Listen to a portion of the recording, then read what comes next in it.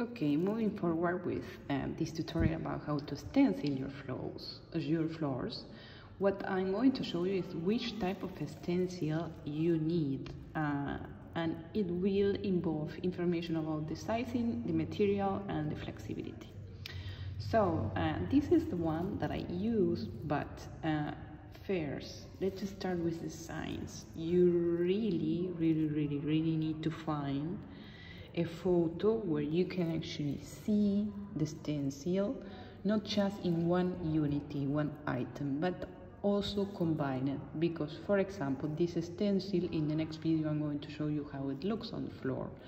I bought it exactly because it can allow me to find a different design for my floor. So I didn't want a stencil which was compartmentalizing each tile, but I wanted a stencil that I could put on the floor and could look like the floor has even like 3 or 4 tiles together, if it makes sense. So to explain you in a different way, this is a type of design which, when you are going to combine, you will have circles. So this gives a total different look to the floor. It looks like more harmonic in my opinion.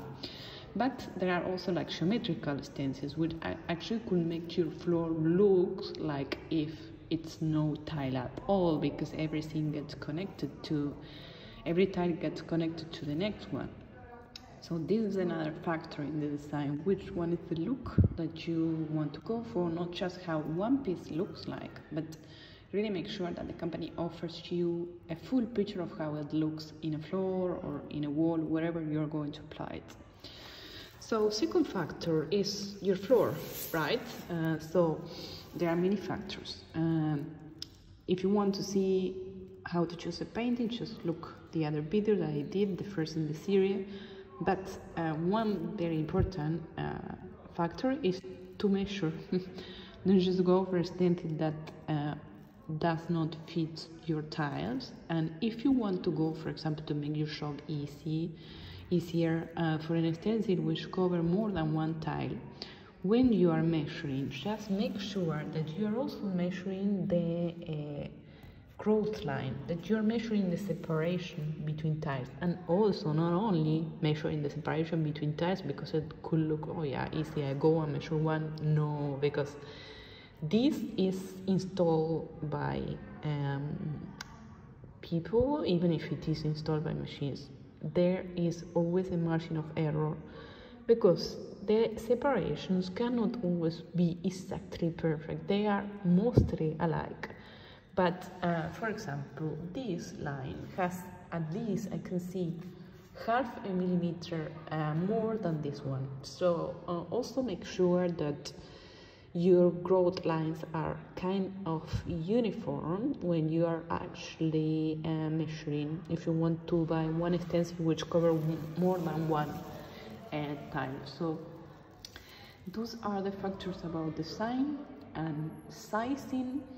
And the last factor that I want to mention when you are going to buy a material, just check this. You see this? This, like, very flexible. So what happens? You're going to have a space like that. No, you have the wall, and you have to put your stencils. So if it were not that flexible, what happens? You have to cut your stencil or buy 2 or 3. So make sure that you have a flexible enough, and when you are applying it, this is something I will show you later, how to apply it to the borders. This is going to help you a lot because of the mobility of the material. So there you go, how to choose a stencil based on the design, the sizing, and also the material.